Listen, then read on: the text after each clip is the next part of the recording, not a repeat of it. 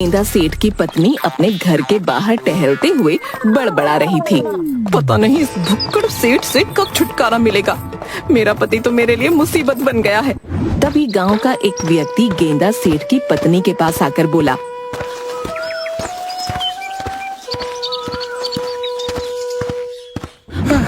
मेरी मदद कीजिए ठकुराइन। अरे मुझे तो खुद मदद की आवश्यकता है। मैं तुम्हारी क्या मदद करूंगी? मेरे पास पैसे वैसे नहीं है। मैं आपसे पैसे नहीं मांग रहा। दरअसल मेरा भैंसों का तबेला है जिसमें कल अचानक से आग लग गई और मैंने बड़ी मुश्किल से मेरी भैंसों के खाने का भूसा बचा लिया है। कुछ दिन के लिए आप उस भूसे को अपने पास रख लीजिए। अच्छा तो तुम वही हो जिसके भैंसों के तबेले में आग लग गई थी। ठीक है, वो सामने कोठरी दिख रही है, वहाँ पर अपना भूसा रख दो। वो व्यक्ति अपनी भैंसों का भूसा रखकर वहाँ से चला गया। गेंदा सेठ की पत्नी जैसे ही अंदर गई कि तभी गेंदा सेठ उससे क्रोधित होकर बोला, अरे तुमसे कितनी बार कहा है कि मुझे समय पर भोजन दे दिया करो। तुम्हारा कोई भोजन खाने का समय है क्या? तुम्हें तो हर सेकंड भूख लगती रहती है। ये तो तुमने बिल्कुल सही कहा। चलो जल्दी से मेरे लिए भोजन लेकर आओ। भोजन तो अब तुम्हें रात में ही मिलेगा। मैं जा रही हूँ। कहाँ जा रही हो? पड़ोस की ताई का मुन्ना बीमार है, उसे देखने के लिए। इतना कहकर गेंदा सेठ की पत्नी घर से बाहर निकल गई। हे भगवान, अब मैं क्या करूँ? ये तो चली गई और मेरा भूख के मारे दम निकला जा रहा है। गेंदा सेठ अपने घर से बाहर निकला और बेचैनी से टहलने लगा। तभी उसकी नजर घर के बाहर बनी हुई कोठरी पर पड़ी। अरे दरवाजे की कुंडी कैसे खुली हुई है? गेंदा सेठ कोठरी के अंदर आ गया और भूसे को देखकर बोला, है? इतना सारा भूसा? लगता है मेरी पत्नी भोजन का इंतजाम करके गई है। हाँ, वो मुझे सरप्राइज देना चाहती होगी। चलो आज इस भूसे का भी स्वाद चख कर देख लेते हैं। हाँ। बहुत सारा भूसा चट कर गया। अरे वाह, मजा आ गया। तभी मैं कहूँ ये भैंसें भूसा खाकर शांत कैसे हो जाती हैं। अब इतना स्वादिष्ट भोजन खाएंगी तो उन्हें मजा तो आएगा ना।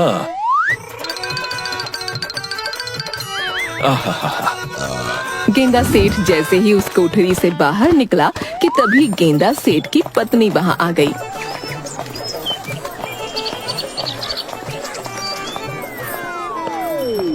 अब तुम तो पड़ोस की ताई के मुन्ना को देखने गई थी। अब तुम इतनी जल्दी कैसे आ गई? तुम यहाँ पर क्या कर रहे हो? मैं उसे देखने गई थी, ना कि वहाँ रहने के लिए गई थी। इतना बोलकर गेंदा सेठ की पत्नी कोठरी के अंदर घुस गई। हे भगवान, ये जानवर उस बेचारे गरीब व्यक्ति का सारा भूसा खा गया। अब मैं उसे क्या जवाब दूंगी? इतना बोलकर वो कोठरी से बाहर निकलकर अपने पति से बोली, तुम इंसान हो कि जानवर? अब मैं बेचारे उस गरीब व्यक्ति को भूसा कहाँ से ला कर दूंगी? अब मुझे लगा तुमने ये मेरे लिए मंगवाया था, मुझे सरप्राइज देने के लिए। अरे भूखे जानवर, भूसा इंसान खाते हैं क्या? ये तो गाय और भैंसों का खाना है। मैं तो भूल ही गई थी कि मेरे घर में भैंस से भी बड़ा एक भैंसा मौजूद है। चलो जो भी हो, मुझे अब नींद आ रही है, मैं सोने जा रहा हूँ। इतना बोलकर गेंदा सेठ सोने चला गया। इधर जंगल में एक पेड़ के नीचे बहुत सारे साधु एकत्रित होकर भोजन कर रहे थे कि तभी उनकी थाली से एक एक करके भोजन अचानक गायब होने लगा। एक साधु क्रोधित होकर बोला, किसने इन साधुओं का भोजन चुराने की हिम्मत की है? जो भी है सामने आओ, नहीं तो जलाकर भस्म कर दूंगा।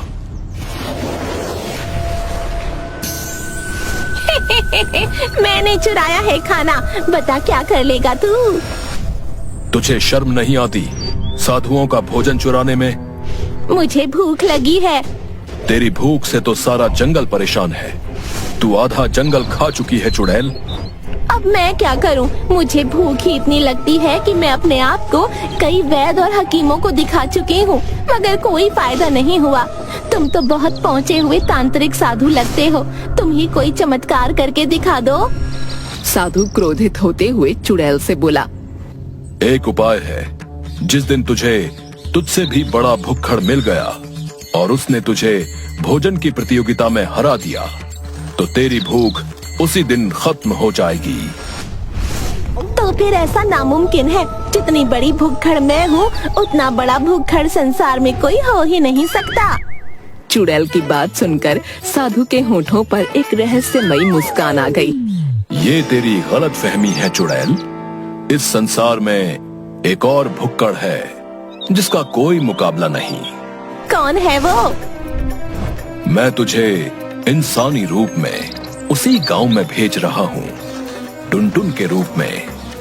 नियति तुझे खुद उससे मिला देगी। जब तू उससे मिलेगी तो तेरा ज्यादा खाने का घमंड टूट जाएगा। चुड़ैल ने अपने आप को गेंदा सेठ के गांव में पाया, मगर इंसानी शरीर में। अरे साधु को कोई इंसानी शरीर नहीं मिला था क्या? उस साधु ने तो मुझे वाकई एक टुनटुन में परिवर्तित कर दिया। दरअसल साधु ने चुड़ैल को एक मोटी औरत के रूप में परिवर्तित कर दिया था। तभी चुड़ैल की नजर एक शादी समारोह पर पड़ी। अरे मालूम होता है यहाँ किसी का विवाह हो रहा है। खाने की कितनी अच्छी अच्छी खुशबू आ रही है। जंगल के पत्ते खाकर तो मेरा मुंह कड़वा हो गया था। आज खाऊंगी स्वादिष्ट भोजन। इतना कहकर चुड़ैल सीधे शादी समारोह में घुस गई और खाने के लिए बैठ गई। तभी लड़की के पिता उस चुड़ैल के पास आकर बोले, आपको कभी इस गांव में देखा नहीं। क्या आप बारातियों के साथ आई हैं क्या? बदतमीज आदमी, तुम्हें अतिथि से बात करने की तमीज नहीं। अरे जब मैं यहाँ बैठी हूँ तो जरूर लड़की वाली होंगी ना। अरे आप तो बुरा मान गई हैं। इतना बोलकर वो एक व्यक्ति से बोला, इनके सामने भोजन की थाली परोसो और इनका ध्यान रखना। हाँ? उस व्यक्ति ने भोजन की थाली चुड़ैल के सामने परोस दी। बड़ा स्वादिष्ट भोजन है। रसगुल्ला, दाल मखनी और कटहल की सब्जी, साथ में देसी घी की पूड़ियाँ भी। आज तो मजा आ जाएगा। इतना बोलकर चुड़ैल खाना खाने में जुट गई, मगर कुछ ही देर में चुड़ैल ने आधे बारातियों का खाना खा लिया। बारात में हाहाकार मच गया।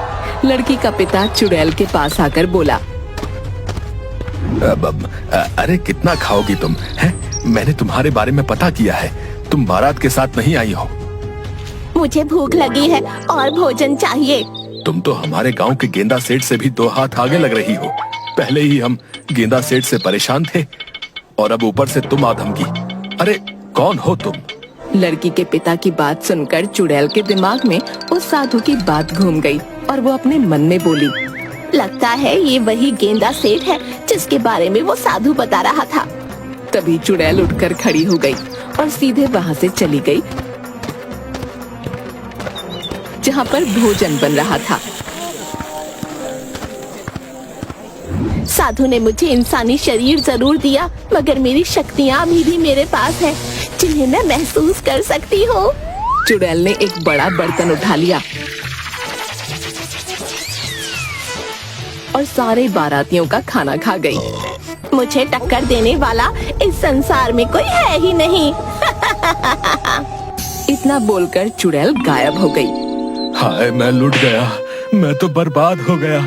सारे बारातियों का खाना खा गई। पता नहीं कौन थी वो। लड़की का पिता सर पीट कर बाहर रो रहा था कि तभी गेंदा सेठ की पत्नी वहाँ आकर बोली, अरे क्या हुआ? काहे को हलक फाड़ फाड़ कर चिल्ला रहे हो? अरे तुम्हें क्या बताओ, एक टुनटुन जैसी दिखने वाली मोटी औरत घुस आई और बारातियों का सारा खाना खा गई। क्या? ऐसा कैसे मुमकिन हो सकता है? जहाँ तक मैं जानती हूँ ये काम तो सिर्फ मेरा पति ही कर सकता है, जिसे मैंने आज घर में ताला लगाकर बंद कर दिया है ताकि वो गलती से तुम्हारे यहाँ पर ना आ जाए। तभी वहाँ पर गांव का मुखिया आकर बोला,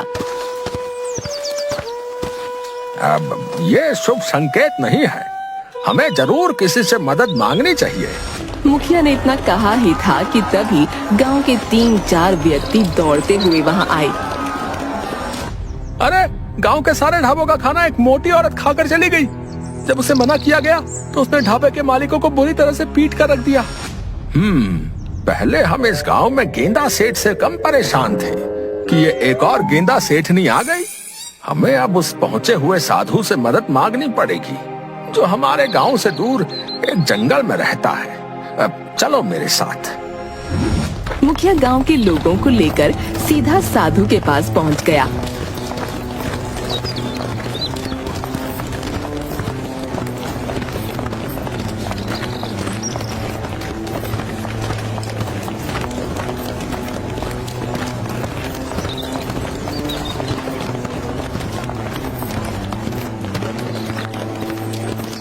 साधु रहस्यमयी अंदाज में मुखिया को देखकर मुस्कुराता हुआ बोला, क्या बात है मुखिया, बड़े चिंतित लग रहे हो? अब हमारी मदद कीजिए साधु महाराज। हम पहले ही गेंदा सेठ से बहुत ज्यादा परेशान थे और ऊपर से अब टुनटुन, अब ऐसे में तो हमारा पूरा गांव अनाज से खाली हो जाएगा। दरअसल वो एक चुड़ैल है और उस चुड़ैल को मैंने ही तुम्हारे गांव में भेजा है। अब क्या बात कर रहे हैं साधु महाराज? उस चुड़ैल को यहाँ भेजने के बजाय आप क्यों ना गेंदा सेठ को ही उस चुड़ैल के पास जंगल में भेज देते।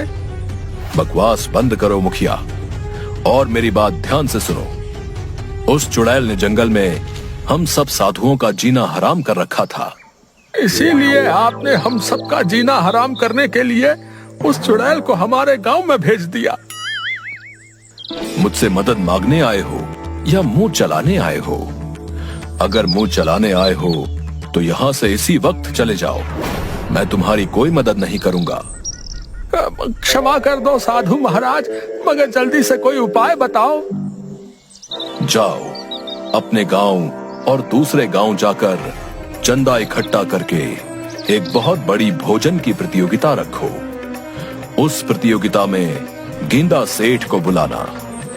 खाने की प्रतियोगिता देखकर वो चुड़ैल जो कि टुनटुन के रूप में है अपने आप आ जाएगी। मुझे विश्वास है कि खाने में इस प्रतियोगिता में गेंदा सेठ जीत जाएगा और तुम्हारा पीछा उस टुनटुन से छूट जाएगा और साथ में उस चुड़ैल की भूख भी कम हो जाएगी।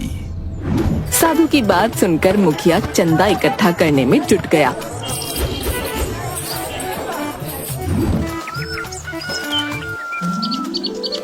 अगले दिन बहुत बड़ी प्रतियोगिता रखी गई। उस प्रतियोगिता में तरह तरह के भोजन रखे गए और गेंदा सेठ को बुलाया गया।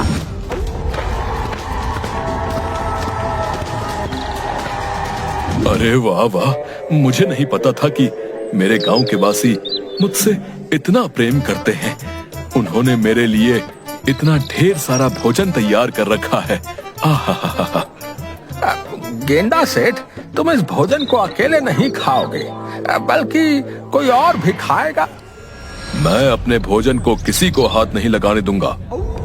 तभी वही चुड़ैल टुनटुन के रूप में आ गई और गेंदा सेठ की ओर देखकर बोली, अच्छा, तो तू ही है वो जिसके बारे में साधु का सोचना है कि तू मुझे हरा देगा। मुझे नहीं पता मैं तुम्हें हरा पाऊंगा या नहीं। बस मुझे इतना पता है कि मुझे बहुत जोरों की भूख लगी है। तो फिर देखते क्या हो, भोजन की थाली लगाओ, देखते हैं कौन जीतता है। कुछ ही देर में प्रतियोगिता शुरू हो गई। चुड़ैल और गेंदा सेठ ने खाना शुरू कर दिया।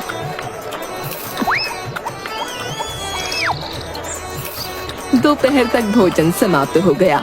गेंदा सेठ मुखिया से बोला, तुमने अपनी भोजन की प्रतियोगिता में बस इतना ही खाना रखा था।